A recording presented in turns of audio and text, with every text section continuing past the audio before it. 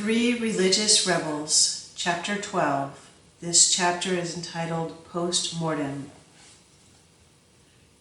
You have just met the father of all Trappists. You must admit that he was not disappointed in love. You might be tempted to believe that he was in love with disappointments.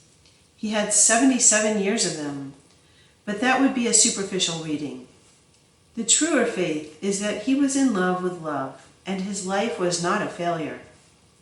As proof of that statement, you are offered this post-mortem. A doctor may make a mistake in a diagnosis while a person is living. He never makes one in the autopsy after the person is dead. That is why such examinations satisfy, and that is why you are offered this examination of Robert. At best, a prenatal gives you conjecture, a post-mortem gives you absolute fact. Thus, it may have been true that Our Lady espoused Robert before he was born. It cannot be doubted that Robert espoused our Lord before he was dead. For the infallible Roman Catholic Church, through His Holiness Honorius III, solemnly enrolled Robert of Molem in the catalogue of her saints in 1221. For more than 7 centuries, the office has been sung and Mass has been offered in honor of the boy from Troyes who wanted to be gallant to God, and was. But note that it was Robert of Molem who was enrolled among the saints, and that is the second point of this postmortem. Robert, the founder of Citeaux, was not a Cistercian. No, he lived and died a Black Benedictine.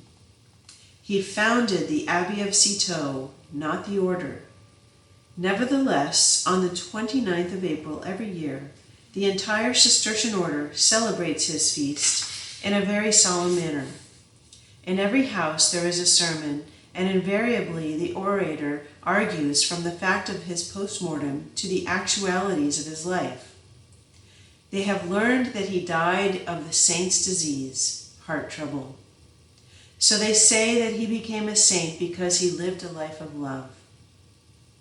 The final fact of this examination is that the forefather of the Trappists was not himself a Trappist. No, he only conceived the rebellion. It took the other two, Alberic and St, to bring it to birth and care for its growth. Robert was the rebel who planted the seed, Alberic the radical who watered it and saw that it took root. So the rebellion marches on,